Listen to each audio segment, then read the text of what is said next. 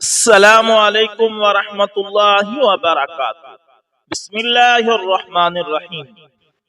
دوستو، ہمارے ایک دوست کہنے لگے کہ میں ہوائی جہاز میں سفر کر رہا تھا، میرے بالکل قریب ایک جوڑا بیٹھا ہوا تھا۔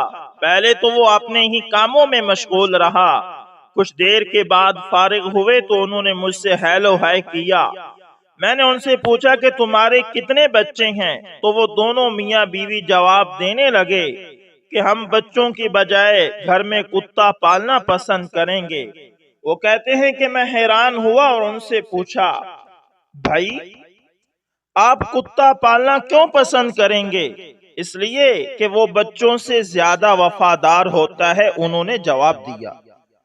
جب ماں باپ کا اولاد کے بارے میں یہ تصور ہے تو اولاد کا ماں باپ کے بارے میں کیا تصور ہوگا؟ چنانچہ اولاد ذرا بڑی ہوتی ہے تو ماں باپ کو سامنے کہہ دیتی ہے کہ آپ نے اپنی زندگی کے مزے لیے، اب ہمیں اپنی زندگی سے لطف اندوز ہونے دیں۔ ان کے دلوں میں اتنی بے مروتی نظر آتی ہے جیسے خون بالکل سفید ہو گیا ہو۔ دوستو، اسی طرح ایک بزرگ حج کے سفر پر گئے، ایک جگہ سے گزر رہے تھے کہ ان کے ہاتھ میں ایک تھیلا تھا، اس میں ان کے پیسے تھے۔ ایک چور ان کے ہاتھ سے وہ تھیلا چھین کر بھاگ گیا۔ کافی دور جا کر اس کی آنکھوں کی بینائی اچانک زائل ہو گئی۔ اس چور نے رونا شروع کر دیا۔ لوگوں نے پوچھا، بھائی کیا ہوا؟ کہنے لگا، میں نے ایک آدمی کا تھیلا چھینا ہے، وہ کوئی بڑا مقرب بندہ لگتا ہے، بڑا اچھا بندہ لگتا ہے، میری آنکھوں کی بینائی زائل ہو گئی ہے، خدا کے لیے مجھے اس کے پاس پہنچاؤ تاکہ میں اس سے معافی مانگ سکوں۔ لوگوں نے پوچھا کہ یہ واقعہ کہاں پیش آیا؟ کہنے لگا کہ فلاں حجام کی دکان کے قریب پیش آیا۔ لوگ اس کو اس دکان کے پاس لے کر آئے اور حجام سے پوچھا کہ اس طرح کا آدمی یہاں سے گزرا ہے، آپ اسے جانتے ہو؟ اس نے کہا، مجھے اس کے گھر کا تو پتہ نہیں، البتہ نمازوں کے لیے وہ آتے جاتے ہیں، اگلی نماز کے لیے پھر آئیں گے۔ یہ لوگ انتظار میں بیٹھ گئے۔ وہ بزرگ اپنے وقت پر تشریف لائے۔ لوگ اس چور کو اس کے پاس لے کر گئے تو اس چور نے جان کر ان کے ہاتھ پکڑ لیے، پاؤں پکڑ لیے کہ مجھ سے غلطی ہوئی، گناہ ہوا، نادم ہوں، شرمندہ ہوں، میری بینائی چھین گئی، آپ اپنے پیسے واپس لے لیجئے اور مجھے معاف کر دیجئے تاکہ اللہ تعالیٰ میری بینائی کو ٹھیک کر دے۔ وہ بزرگ کہنے لگے کہ میں نے تو تجھے پہلے ہی معاف کر دیا ہے۔ یہ بات سن کر چور بڑا حیران ہوا اور کہنے لگا، حضرت میں تو آپ کا تھیلا چھین کر بھاگا اور آپ فرماتے ہیں کہ معافی مانگنے سے پہلے ہی آپ نے معاف فرما دیا۔ وہ فرمانے لگے کہ ہاں، میرے دل میں کوئی بات آ گئی تھی۔ فرمانے لگے، میں نے ایک حدیث پڑھی جس میں نبی کریم صلی اللہ علیہ وسلم نے فرمایا کہ قیامت کے دن جب تک میری امت کا حساب پیش کیا جائے گا تو میں اس وقت تک میزان کے قریب رہوں گا جب تک کہ میرے آخری امتی کا فیصلہ نہ ہو جاتا۔ میرے دل میں یہ بات آئی کہ اگر میں نے اس چور کو معاف نہ کیا تو قیامت کے دن یہ مقدمہ پیش ہوگا اور جتنی دیر میرے اس مقدمے کا فیصلہ ہونے میں لگے گا، اللہ کے محبوب صلی اللہ علیہ وسلم کو اتنی دیر جنت سے بہر رہنا پڑے گا۔ اس لیے میں نے معاف کر دیا کہ نہ تو مقدمہ پیش ہوگا نہ ہی میرے محبوب کو جنت میں جانے میں دیر لگے گی، وہ جلد جنت میں تشریف لے جائیں گے۔ اللہ اکبر، اللہ اکبر۔ دوستو، ایسے بھی اللہ والے ہوتے ہیں، کیا کہنے صلی اللہ علیہ۔ دوستو، ایک مرتبہ ہم امریکہ میں نماز پڑھ کر مسجد سے باہر نکلے، سامنے مین روڈ تھا، ہم دو آدمی آپس میں بات چیت کر رہے تھے۔ سامنے سڑک پر ایک خاتون تیزی کے ساتھ کار چلاتی ہوئی گزری، لیکن چند میٹر آگے جا کر اس نے بریک لگا دی۔ اس نے گاڑی موڑی اور ایک دو منٹ میں اس نے ہمارے قریب آ کر گاڑی کھڑی کر دی۔ وہاں پر عام طور پر ایسا ہوتا ہے کہ آدمی جس منزل پر جا رہا ہو اس کے پاس اس کا پورا ایڈریس نہ ہو تو اسے پوچھنے کی ضرورت پیش آتی ہے۔ چنانچہ ہم نے سوچا کہ ممکن ہے کہ یہ امریکن عورت راستہ بھول گئی ہو اور ہم سے کوئی پتہ معلوم کرنا چاہتی ہو۔ اس عاجز نے اپنے ساتھ والے دوست سے کہا کہ آپ جائیں اور اس سے پوچھیں کہ آپ کو ڈائریکشن کی ضرورت ہے۔ جب اس نے جا کر پوچھا تو وہ کہنے لگی، نہیں، میں تو اپنے گھر جا رہی ہوں اور گھر کی ڈائریکشن تو ہر ایک کو آتی ہے۔ ہمیں کیا پتا تھا کہ اللہ تعالیٰ اس کو جنت کے گھر کی اللہ تعالیٰ اس کو دنیا کے گھر کی بجائے اصلی گھر یعنی جنت کا راستہ دکھانا چاہتے ہیں۔ اس نے جب کہا کہ میں اپنے گھر جا رہی ہوں تو ہمارے دوست نے پوچھا کہ پھر آپ نے یہاں کیوں بریک لگائی؟ اس کے جواب میں وہ کہنے لگی کہ یہ بندہ کون ہے؟ اس نے کہا کہ یہ بندہ مسلمان ہے، یہ پیر ذوالفقار نقشبندی تھے۔ وہ کہنے لگی کہ اس سے پوچھو کہ کیا یہ مجھے بھی مسلمان بنا سکتے ہیں؟ نہ نام کا پتہ اور نہ ہی ایڈریس کا پتہ، فقط نبی علیہ السلام کی سنتوں کو اس نے دیکھا اور اللہ تعالیٰ نے اس کے دل میں ایسی تاثیر ڈال دی کہ وہی گاڑی میں بیٹھے بیٹھے اس نے کلمہ پڑھ لیا۔ اس عاجز نے اسے اپنا رومال دے دیا جس کو اس نے اپنا دوپٹہ بنا لیا اور پھر اپنے گھر کو روانہ ہو گئی۔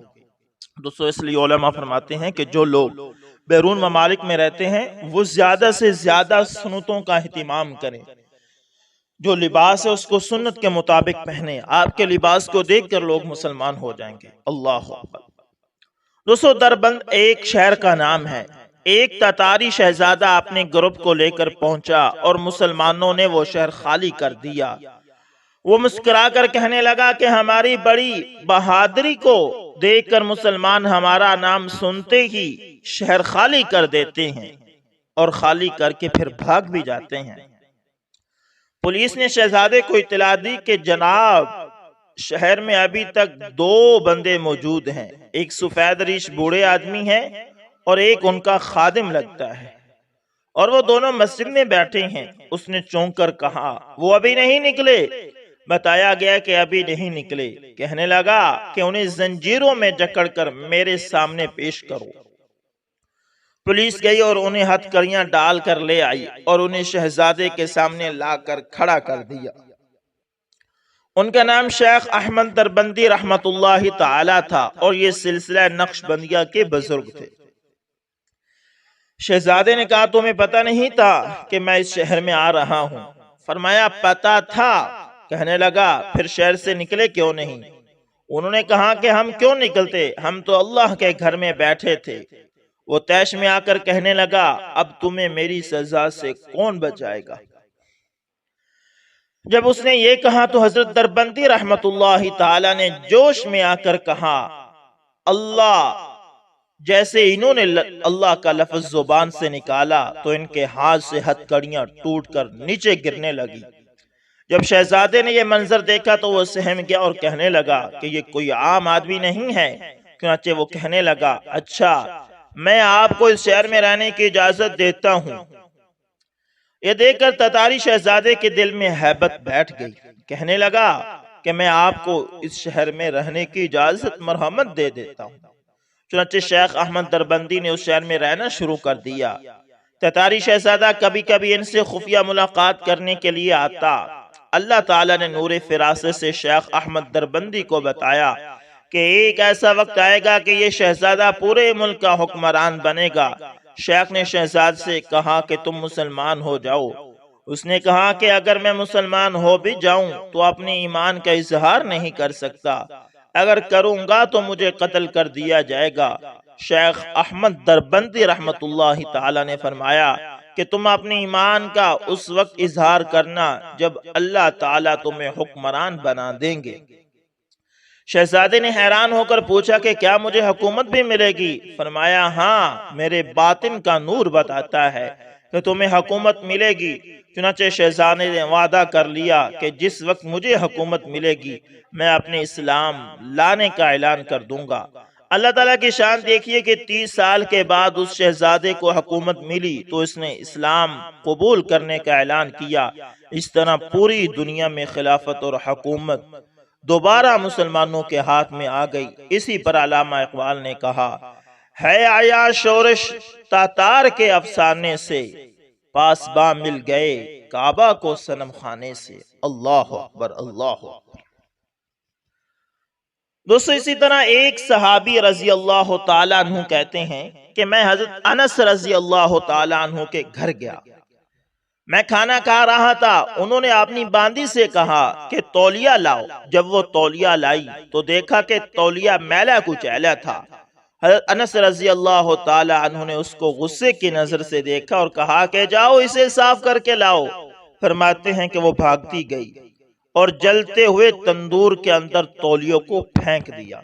تھوڑی دیر کے بعد اس نے وہ تولیہ باہر نکالا تو تولیہ بالکل صاف ستھرا تھا۔ وہ گرم گرم تولیہ میرے پاس لائی، میں نے ہاتھ تو صاف کر لیے مگر حضرت انس رضی اللہ تعالی عنہ کی طرف سوالیہ نظروں سے دیکھا۔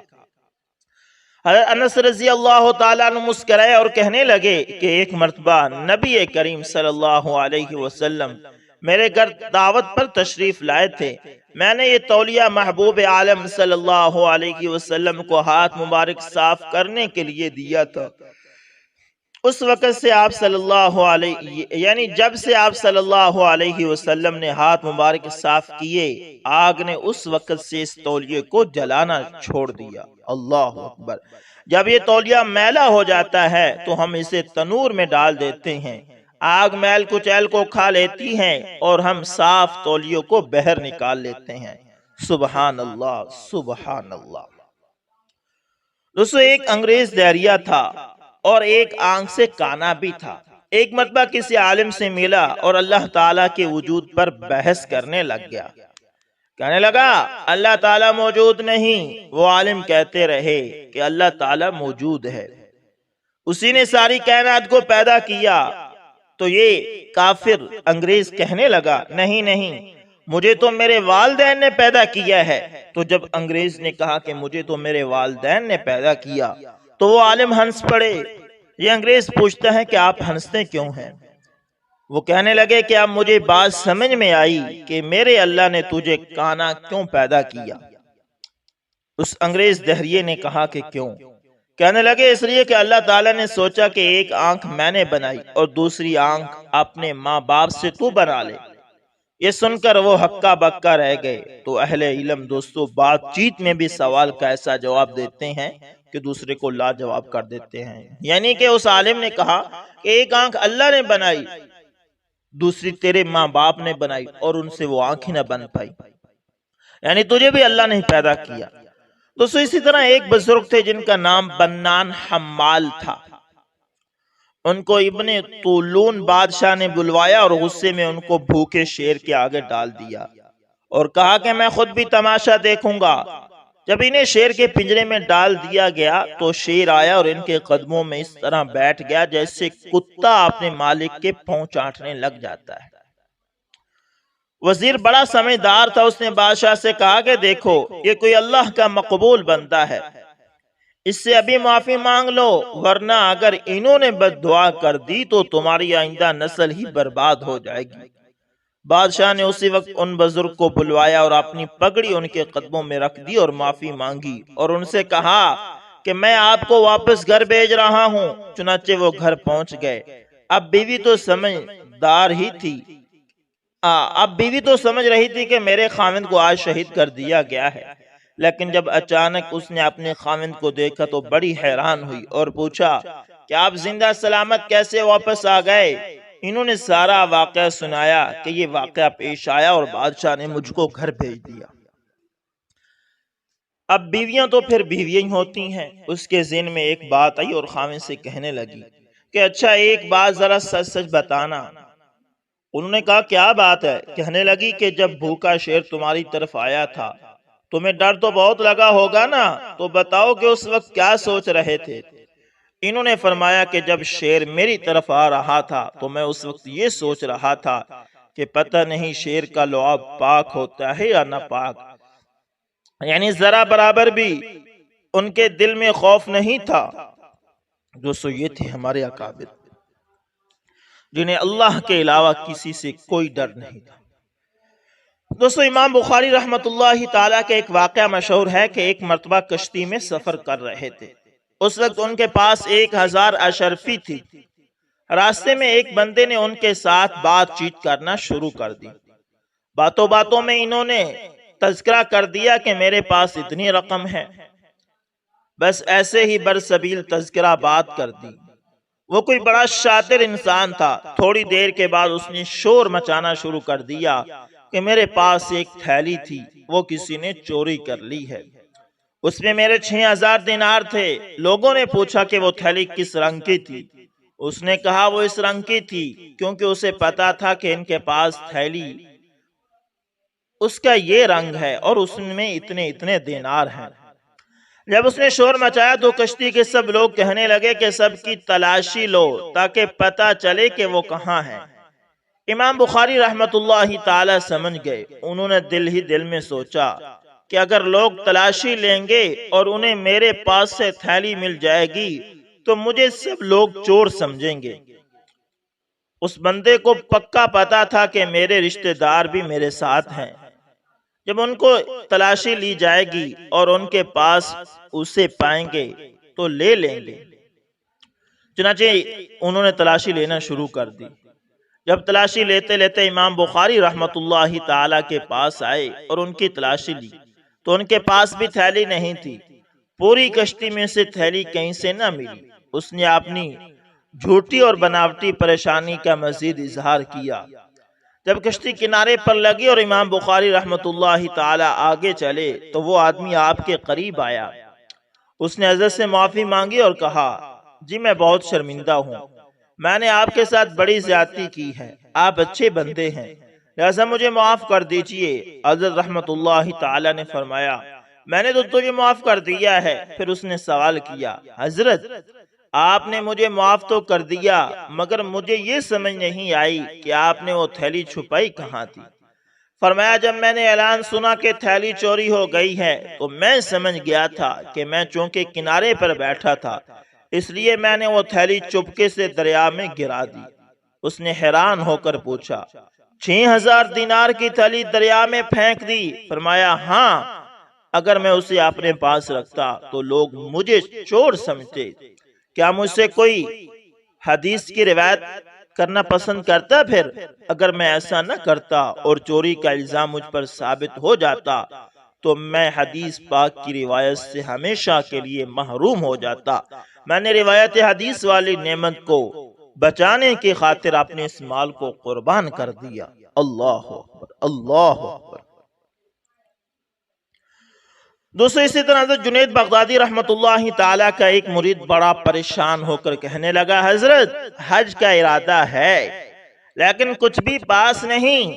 فرمایا، حج پر جاؤ اور میری طرف سے یہ دینار لے کر جاؤ۔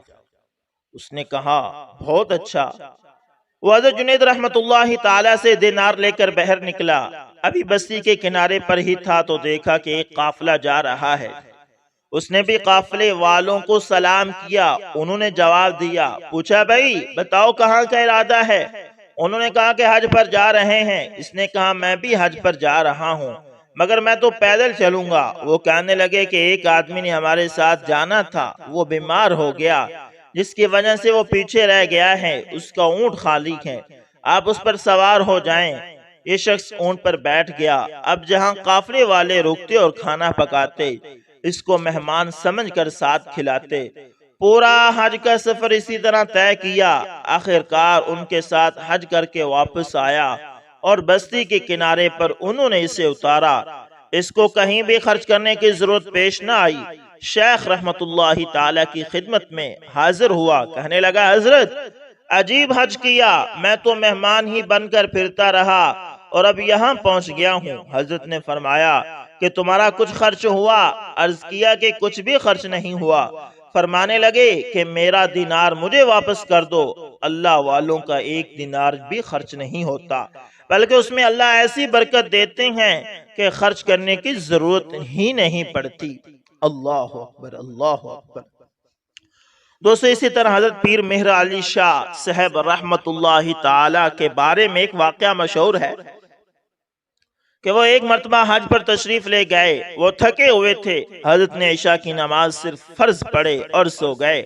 خواب میں نبی علیہ السلام کا دیدار نصیب ہوا۔ آپ صلی اللہ علیہ وسلم نے فرمایا، مہر علی تو نے فرض پڑھ لیے اور سنتے نہ پڑیں؟ جب آپ ہماری سنتے چھوڑ دیں گے اور نہ پڑھیں گے تو باقی لوگوں کا کیا حال ہوگا؟ حضرت پیر مہر علی شاہ صاحب بیدار ہوئے تو حضرت پر گریہ تاری ہو گیا۔ اس کے بعد عشاء کی نماز مکمل کی اور پھر بعد میں مشہور نعت لکھی جو انہوں نے اپنی زبان میں لکھی ہے۔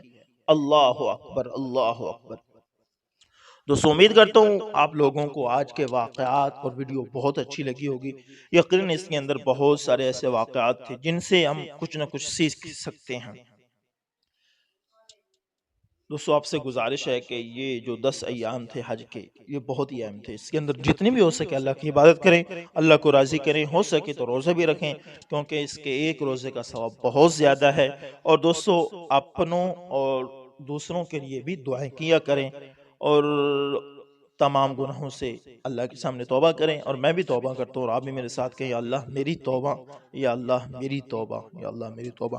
دوستو امید کرتا ہوں ویڈیو اچھی لگی ہوگی، پسند آئے تو لائک، شیئر، کومنٹ لازمی کریں۔ اور اگر آپ ہمارے channel AS information T V پر نئے ہیں تو دوستو اس کو لازمی سبسکرائب کریں اور ساتھ میں بیل کے نشان کو دبانا نہ بھولنا تاکہ ہر نئے ویڈیو کا نوٹیفیکیشن آپ لوگوں تک پہنچتا رہے۔ دوستو ملتے ہیں کسی نیکسٹ ویڈیو کے اندر، تب تک کے لیے اللہ حافظ، جزاکم اللہ خیر۔